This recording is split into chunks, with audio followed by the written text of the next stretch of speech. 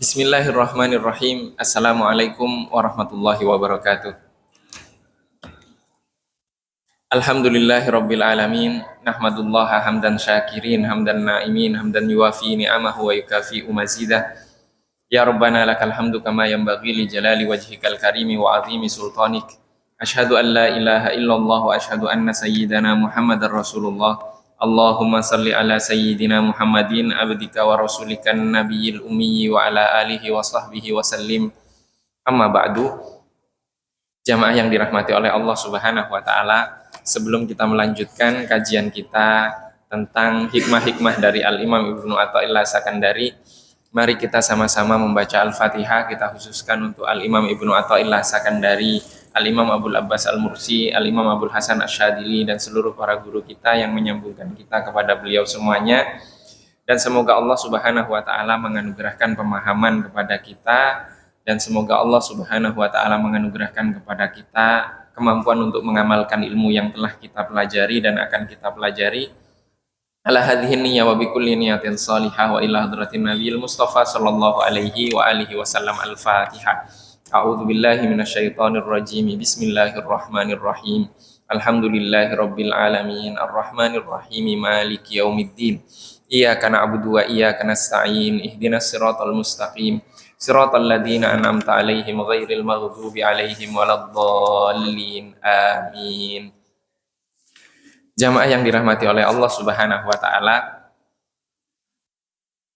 dimulai dari hikmah yang ke-80 sampai hikmah yang terakhir kita kaji kemarin, yaitu hikmah yang ke-82. Itu semuanya berisi tentang kelapangan dan kesempitan dari Allah Subhanahu wa taala. Dan pada kesempatan kali ini kita akan melanjutkan kembali tentang kelapangan dan kesempitan tersebut, di mana Al-Imam Ibnu Athaillah Sakandari menyampaikan dalam hikmah yang ke-83 ini, rubbama a'taka famana'aka. Ada kalanya dia, Allah Subhanahu wa taala, memberimu kenikmatan dunia, namun menghalangimu dari kenikmatan dengannya. Ada kalanya Allah memberimu kenikmatan dunia tapi menghalangimu dari kenikmatan bersamanya. Dan kemudian beliau melanjutkan warubbama mana'aka fa'ataka. Dan ada kalanya Allah Subhanahu wa taala menghalangimu dari kenikmatan dunia tapi dia memberimu kenikmatan bersamanya. Jamaah yang dirahmati oleh Allah Subhanahu wa taala, sudah banyak contoh-contoh yang kita sampaikan dalam kajian-kajian kita di masjid ini. Contoh, ada orang dianugerahi oleh Allah Subhanahu wa taala kenikmatan dunia. Kenikmatan dunia ini mungkin yang terbesit di pikiran kita dan hati kita adalah kenikmatan harta, kekayaan. Itu saja, bukan. Banyak seluruh kenikmatan yang terkait dengan dunia. Orang diberikan oleh Allah Subhanahu wa taala anugerah kenikmatan harta, kekayaan yang melimpah. Sehingga apapun yang dia inginkan di dunia ini, dia tidak butuh bantuan siapapun. Dia bisa beli, dia bisa pesan, dia bisa langsung penuhi segalanya. Apa yang tidak diberikan oleh Allah kepada hamba ini, yang tidak diberikan adalah rasa tidak mampu sehingga dia membutuhkan Allah. Jadi dia merasa saya tidak butuh siapapun, bahkan saya tidak butuh kepada Allah. Maka artinya apa? Tidak mungkin hamba yang seperti ini bersyukur atas nikmat yang dia dapatkan. Maka ini maksud bagian pertama dari hikmah ini. Ada kalanya Allah menganugerahkan, memberimu kenikmatan dunia tapi menghalangimu dari kenikmatan bersamanya. Dia tidak merasakan kedekatan dengan Allah Subhanahu wa taala, dia nggak butuh. Ini yang terbesit di pikiran dan hati kita, rata-rata itu tentang nikmat dunia. Sekarang kita sampaikan contoh lagi, kenikmatan dunia yang lain.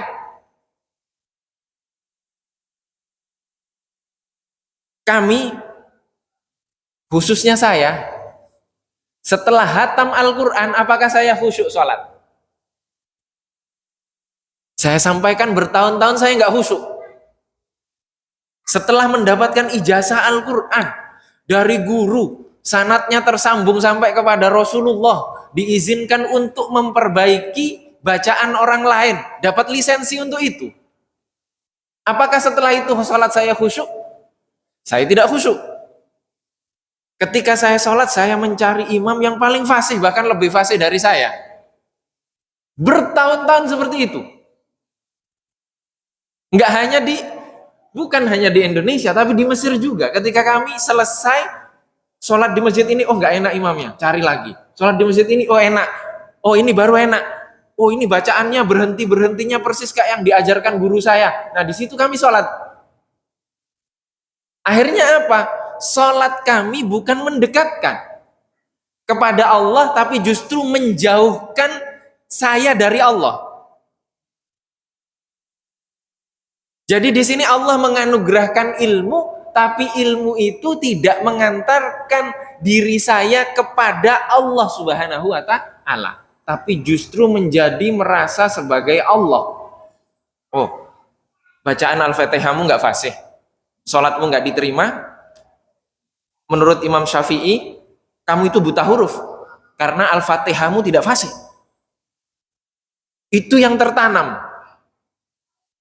Nah ini pertanyaannya, siapa yang jadi Tuhan? Jadi terkadang ilmu tidak mengantarkan seorang hamba untuk semakin dekat kepada Allah, tapi semakin jauh. Semakin jauh dari Allah Subhanahu wa taala. Dan terkadang lagi nikmat yang lain, nikmat dunia. Nikmat dunia yang lain adalah banyaknya pengikut, banyaknya murid. Saya sudah benar, pengikut saya banyak kok, murid saya banyak kok. Setelah pengajian banyak yang salaman kok sama saya. Oh terima kasih Ustadz, penyampaiannya sudah bagus, begini-begini, itu sangat membukakan. Kita merasa akhirnya apa? Oh iya, ternyata ilmunya Allah itu nyampe ya setelah saya sampaikan. Siapa yang? Jadi karena banyaknya pengikut, akhirnya dia melupakan dia kepada Allah Subhanahu wa taala yang membukakan pintu hamba tersebut untuk dapat faham apa yang dia sampaikan. Contoh nikmat lain, nikmat kesehatan. 50 tahun sehat. 50 tahun setelah ulang tahun hari pertama asam urat, jantung, hipertensi. Setelah dicek lab, banyak sekali penyakitnya. Setelah itu ngomong, ya Allah begininya ya Allah. Karena apa? 50 tahun dia lupa kepada Allah yang memberikan kesehatan. Itu semuanya terkadang apa? Allah Subhanahu wa taala menganugerahkan kenikmatan duniawi, tapi justru Allah seketika itu juga tidak memberikan kenikmatan rohani, kenikmatan batin kepada kita. Demikian juga sebaliknya. Ada kalanya Allah Subhanahu wa taala menghalangimu dari kenikmatan duniawi, tapi justru memberikan kenikmatan kepadamu, kenikmatan rohani. Contoh, kita balik tadi. Ada orang tidak diberikan nikmat harta. Hidupnya cukup saja. Di mata orang lain orang itu kurang, tapi dia tidak merasa kurang. Dia merasa Allah sudah memberikan banyak sekali kenikmatan kepadanya, sekalipun di mata orang lain kurang, sehingga dia tidak pernah mengeluh tentang kekurangannya. Dia hanya mengeluh kepada Allah Subhanahu wa taala, sekalipun di mata orang lain itu kurang.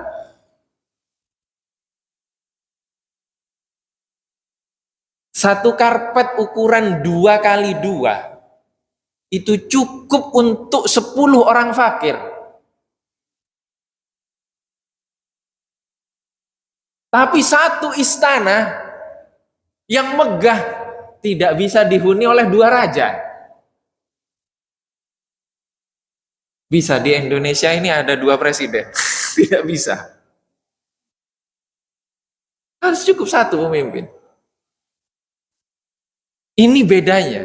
Kenapa? Karena Allah tidak memberikan kenikmatan duniawi kepada hamba ini, tapi diberikan kenikmatan roh, kenikmatan batin, sehingga dia mensyukuri. Yang sedikit pun cukup. Ya, yang sedikit pun cukup. Mau kita tarik kemana ceritanya? Tarik di masa Rasulullah. Kita sudah contohkan sebelum ini. Perang Khandaq. 1 anak kambing betina kurus cukup untuk 1000 pasukan. Makan siang. Makan siang mana di Indonesia yang gratis? Nggak ada makan siang yang gratis. Ini karena apa? Karena kecukupan. Fakir di mata hitung-hitungan manusiawi. Contoh tadi saya contohkan ilmu. Itu baru ilmu tajwid, ilmu membaca Al-Quran. Ya kan? Setelah dapat ijazah dari guru begini tidak mengantarkan saya kepada kehusyuan. Kira-kira yang khusyuk siapa? Lebih enak jamaah yang tidak paham ilmu tajwid, tidak mengerti bacaan Al-Quran. Dia tuh cuma tahu, oh imamnya itu sudah pakai pakaian kayak orang Arab, punya jenggot sedikit, pecinya putih, bacaannya tersahdu-sahdu, secara tajwid pun kadang dipermasalahkan, tapi dia bisa khusyuk. Ya Allah, nikmat sekali bacaan ini. Lebih enak mana? Jadi terkadang Allah tidak memberinya ilmu, tapi langsung memberikan kehusyuan. Dan kami bertahun-tahun nggak khusyuk sholat. Bahkan sekarang pun kadang nggak khusyuk. Kenapa? Karena ilmu yang kami miliki, ilmu yang kami pelajari. Loh, ini kok dia lanjut sih di ayat ini? Harusnya ini berhenti. Itu kan yang tahu kami. Kalau jamaah enak sekali nggak paham, akhirnya khusyuk sholatnya. Kami kol-kolahnya kurang saja nggak enak di telinga kami. Kenapa kami khusyuk? Kami nggak khusyuk. Gimana menjadikan ilmu itu mengantarkan kepada kehusyuan? Maka terkadang Allah tidak memberikan ilmu agar bapak-bapak itu khusyuk. Tapi bukan berarti nggak menuntut ilmu. Kalau nggak menuntut ilmu, untuk apa kita berada di sini? Itu baru tajwid. Bagaimana dengan hukum fikih? Ya kan? Bagaimana dengan hukum fikih? Banyak sekali perbedaan pendapat dalam hukum fikih. Kita baru tahu 1, sudah menyalahkan yang lain. Itu juga bermasalah. Apakah ilmu itu mengantarkan kepada kehusyuan? Tidak. Maka lebih enak yang tidak tahu. Yang tidak tahu itu enak sekali. Maka bapak-bapak di sini enak sekali. Kenapa enak sekali? Karena mendengarkan saya pun salah, bapak nggak dihisap, saya yang dihisap. Karena kesalahan dalam penyampaian yang saya sampaikan. Itu enaknya jadi murid daripada jadi yang mengajar. Daripada yang mengajar. Itu tentang ilmu. Tentang banyaknya pengikut. Tentang banyaknya pengikut Nabi Muhammad di Makkah. Pengikutnya banyak atau sedikit? Sedikit. Tapi Nabi Muhammad sampai kepada Allah Subhanahu wa Ta'ala. Kesehatan. Dan seterusnya.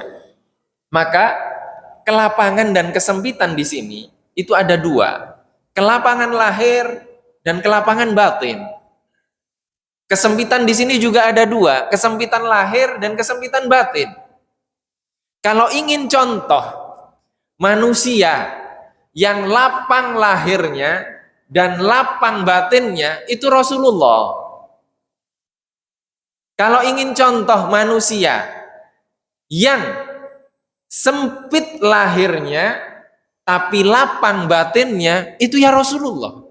Semuanya ada dalam kehidupan Rasulullah Shallallahu Alaihi Wasallam. Kalau dalam kehidupan kita semuanya nisbi, ya bisa jadi ada kalanya kita lapang lahir, ada kalanya kita lapang batin bersamaan.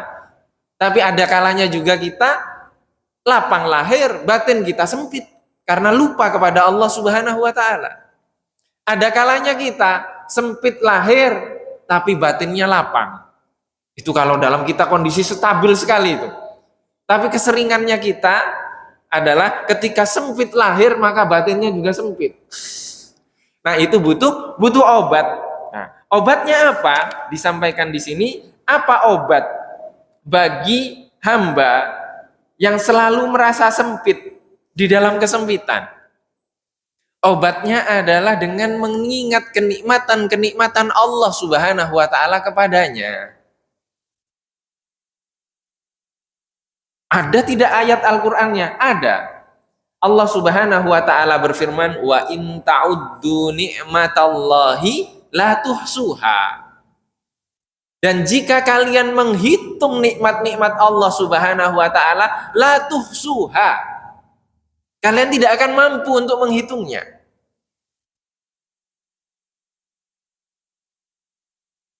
Berapa hari dalam sehari ini, berapa kesalahan yang kita lakukan? Setelah itu kita dimatikan oleh Allah, masih diberikan waktu istirahat. Dan itu subuh pun kita masih bangun. Siapa yang membangunkan? Allah Subhanahu wa taala. Coba Allah hitung-hitung, oh kamu salah ini sehari ini, sudahlah tak matikan, besok nggak bangun lagi.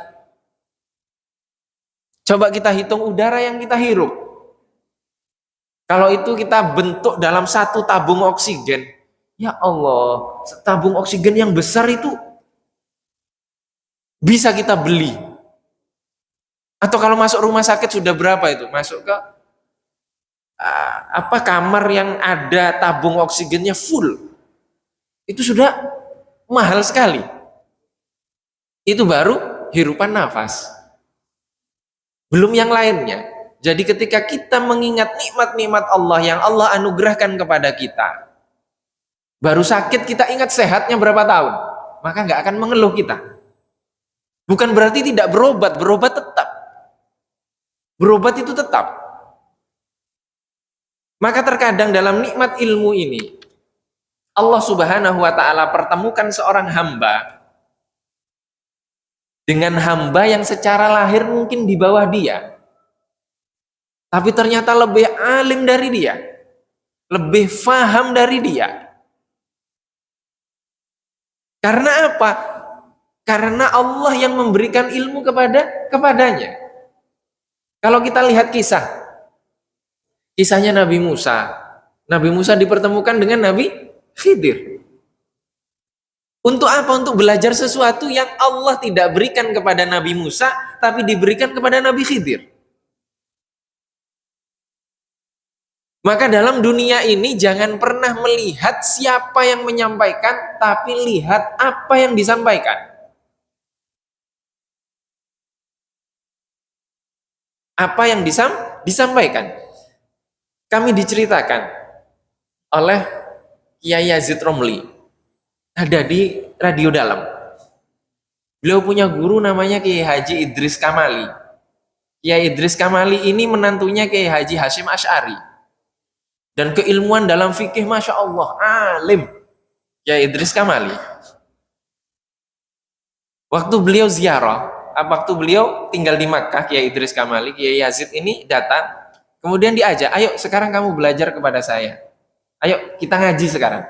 Datang ke majelis ilmu punya ulama-ulama Saudi yang sudah jelas keilmuannya berbeda dengan Kiai Haji Idris Kamali.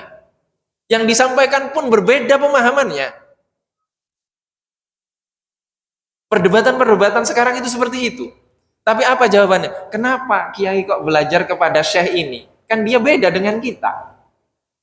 Kiai Idris Kamali menyampaikan kepada Kiai Yazid Romli, kita belajar itu kepada siapapun, jangan lihat orangnya. Kita sekarang belajar ini di sini nih. Berapa banyak di antara kita yang pilih-pilih ustadz? Ustadznya dipilih. Memang Bapak mampu milih ustadz?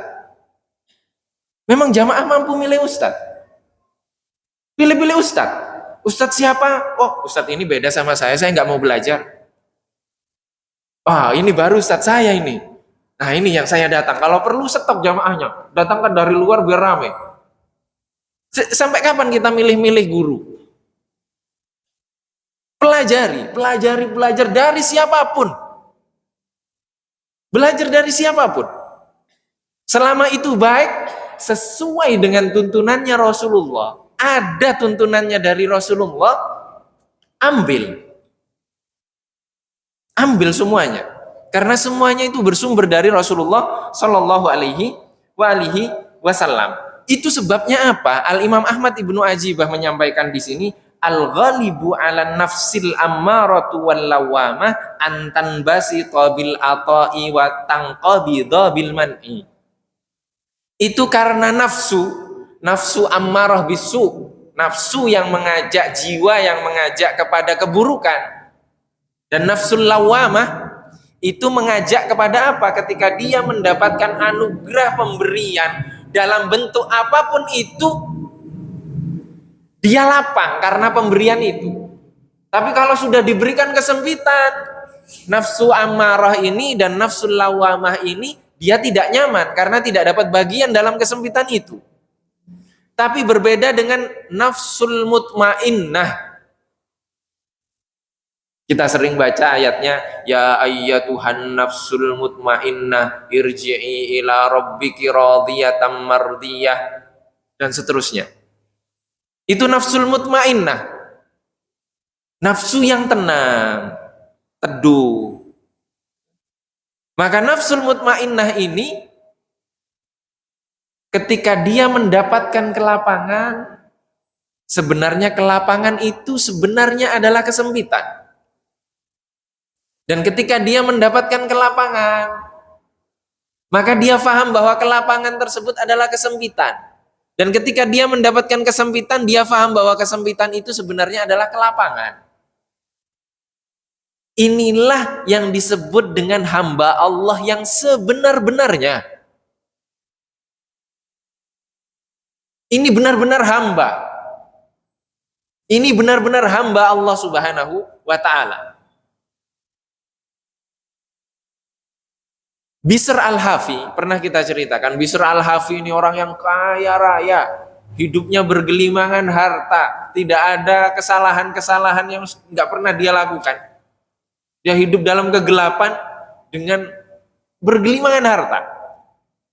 Suatu saat dia berpesta, sampai mengganggu tetangganya, kemudian tetangganya nyampaikan kepada Bishr al-Hafi ini, ngetok pintunya, yang buka adalah budaknya, pembantunya, perempuan.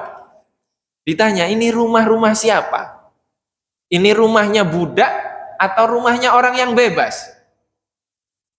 Ini rumahnya hamba sahaya atau rumahnya orang yang bebas, bukan hamba?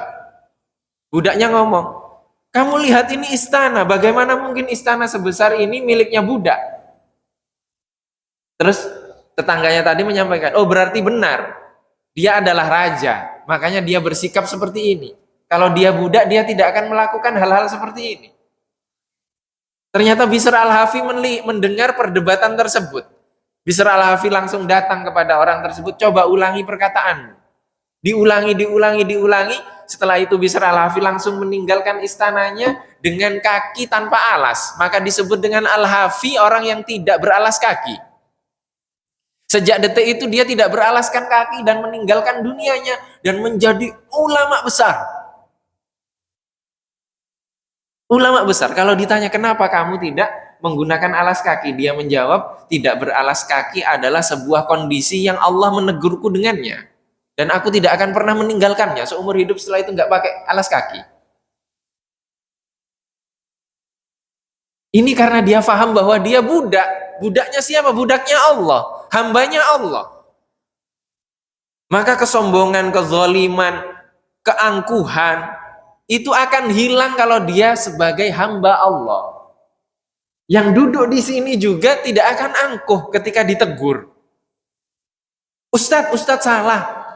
Kenapa nggak begini, nggak begini, nggak begini, nggak begini? Dia akan terima dulu, dia akan dengarkan dulu. Karena dia merasa sebagai hamba. Ketika dia merasa sebagai hamba. Tapi kalau dia merasa sebagai orang yang alim, yang maha mengetahui, maka Allah pun yang negur dia tidak akan mau.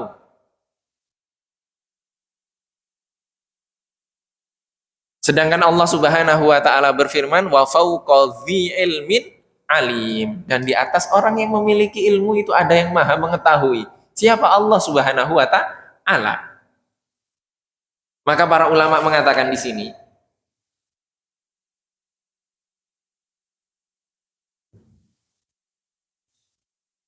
al-auliya,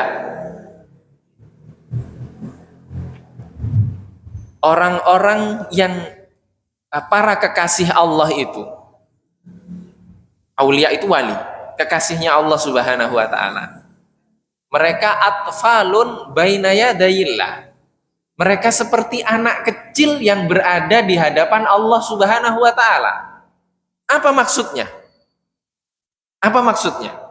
Maksudnya adalah contoh dalam kehidupan kita.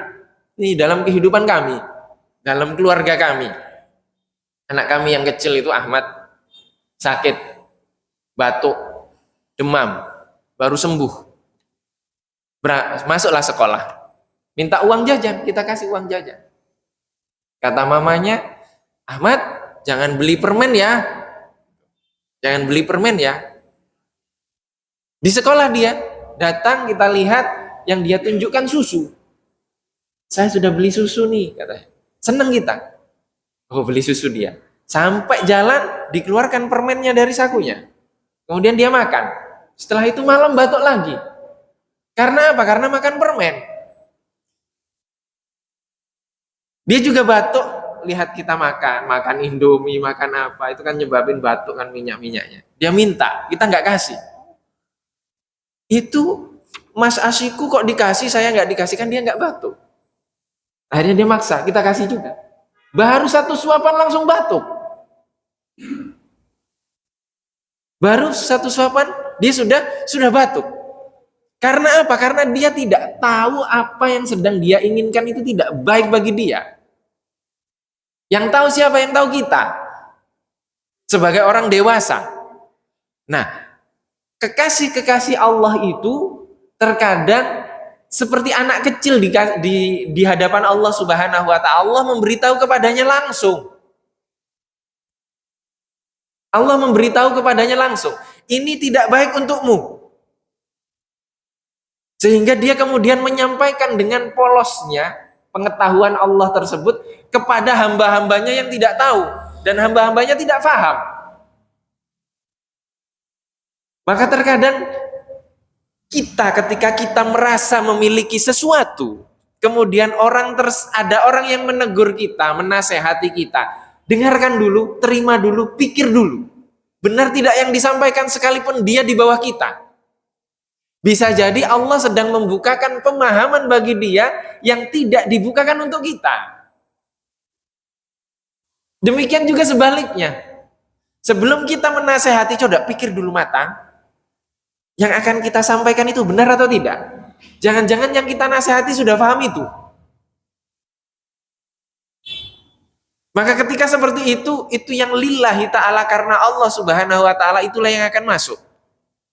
Ya. Yang akan diterima. Maka di sini anak kecil seperti itu. Dan kita ketika di hadapan ketetapan Allah Subhanahu wa ta'ala, ketika ke lapangan, Allah memberikan kelapangan kepada kita merasa, oh ini hasil usaha kita, saya sudah investasi begini, oh saya sudah menyekolahkan dia, oh saya sudah begini, oh saya sudah berjasa kepada dia, jadi wajar saya mendapatkan hasil ini. Pertanyaannya, semuanya itu dari Allah atau dari diri kita? Ketika kita kembalikan kepada Allah, maka kelapangan itu berasal dari Allah Subhanahu wa ta'ala. Sebaliknya kesempitan. Sebaliknya juga kesempitan. Kesempitan terkadang kita mendapatkan kesempitan. Allah kok begini sih kepada saya? Oh kenapa sih kok begini? Memang Allah seperti kita, anak kecil. Kita tidak tahu. Kita terkadang di hadapan kesempitan itu kita seperti anak kecil di hadapan orang tuanya. Kita tidak paham apa yang kita inginkan itu tidak baik bagi kita. Asa an takrahu syai'an wa huwa khairun lakum. Bisa jadi kalian menginginkan sesuatu, kalian benci akan sesuatu, tidak suka akan sesuatu, sedangkan sesuatu itu baik bagi kalian. Wa asa an tuhibbu syai'an wa huwa syarrun lakum. Dan bisa jadi kalian menginginkan, mencintai sesuatu, sedangkan sesuatu tersebut buruk bagi kalian. Siapa yang tahu itu? Allah Subhanahu wa taala. Bukan kita. Ya, bukan kita. Contoh itu banyak dalam kehidupan Rasulullah Shallallahu alaihi wasallam. Perang Badar, menang tidak Rasulullah? Menang. Umat Islam menang tidak? Menang. Harta rampasan perang banyak tidak? Banyak. Perang Uhud. Perang Uhud kalah. Tapi kalah di mata siapa? Di mata hitung-hitungan orang yang logis. Kafir Quraisy karena kalah perang Badar, mereka mengumpulkan pasukan, terkumpul 3.000 orang sudah menyerang, berjalan ke Makkah. Rasulullah mengumpulkan pasukan. Rasulullah musyawarah dengan para sahabat. Bagaimana ini? Mau kita hadapi, kita tunggu saja di Madinah, setelah masuk baru kita perangi bertahan? Atau kita keluar dari Madinah, kita siap-siap sudah kita tunggu di luar Madinah? Orang-orang munafik mengajak, oh enggak, di dalam Madinah saja. Sebagian para sahabat juga demikian. Tapi sebagian yang lain yang tidak ikut perang Badar, oh jangan Rasulullah, kita kan belum pernah enggak ikut kemarin perang Badar. Ayolah sekarang keluar saja. Akhirnya Rasulullah sudah memakai pakaian perang, siap untuk berangkat dengan atur strategi di Bukit Uhud. Berjalan Rasulullah dengan 1.000 pasukan. Kemudian Abdullah bin Ubay, pimpinan para munafik, membatalkan, memprovokasi dari dalam, mundur 300 orang. Rasulullah memerintahkan kepada para sahabat, 50 orang kurang lebih pemanah, jangan tinggalkan Bukit Uhud. Mau kita menang, kita kalah, jangan tinggalkan Bukit Uhud, jaga kami dari belakang. Tapi ketika menampakkan kemenangan, banyak harta rampasan perang, sebagian besar pasukan pemanah itu turun untuk mengambil harta rampasan perang. Akhirnya Rasulullah pun terluka, kepepet, banyak sahabat yang meninggal. Abdullah bin Jubair, pimpinan para pemanah itu juga terbunuh. Akhirnya kalah telak umat Islam ketika itu. Apakah ini kesempitan, ini kekalahan? Di dalam kacamata orang yang hanya melihat lahirnya saja itu kekalahan. Tapi sebenarnya ada hikmah di balik itu. Waliya'lamal mu'minin, liya'lama, agar Allah mengetahui orang-orang yang beriman, wa ya'lamal munafiqin wa ya'lamal ladzina nafaqu, dan mengetahui orang-orang yang munafik. Memang Allah nggak tahu yang mana yang beriman, yang mana yang munafik? Allah tahu. Maknanya adalah agar Allah ingin menunjukkan kepada umat Islam mana orang-orang yang munafik, mana orang-orang yang beriman. Mana orang-orang yang beriman tapi melanggar perintahnya Rasulullah, akhirnya mereka turun dari Bukit Uhud. Itu pelajaran yang amat sangat berharga sekali. Amat sangat berharga sekali, yang melebihi dari kemenangan lahir itu. Kekalahan lahir itu. Maka sebenarnya bagi para ulama, di sini ditutup dengan hikmah yang ke-84. Al-Imam Ibnu Athaillah As-Sakandari menyampaikan, mata fatahalaka babal fahmi fil man'i adal man'u ainal ata'i. Di saat Allah Subhanahu wa taala menganugerahimu pemahaman tentang kesempitan yang Ia anugerahkan kepadamu, maka sesungguhnya kesempitan tersebut kembali dengan sebenar-benarnya pemberian. Jadi ketika kita diberikan pemahaman bahwa di balik kesempitan itu ada pelajaran, hikmah, dan ketenangan batin yang Allah berikan, maka sebenarnya kesempitan itu adalah kelapangan. Sebenar-benarnya kelapangan. Maka banyak para ulama mengatakan, nahnu fi ni'matin lau arafahal muluku laqataluna 'alaiha bisuyuf. Kami, kata para kekasih Allah ini mengatakan, kami berada di dalam kenikmatan yang seandainya para raja, para pemimpin itu mengetahui nikmat di mana kami berada, sungguh mereka akan memerangi kami demi kenikmatan tersebut.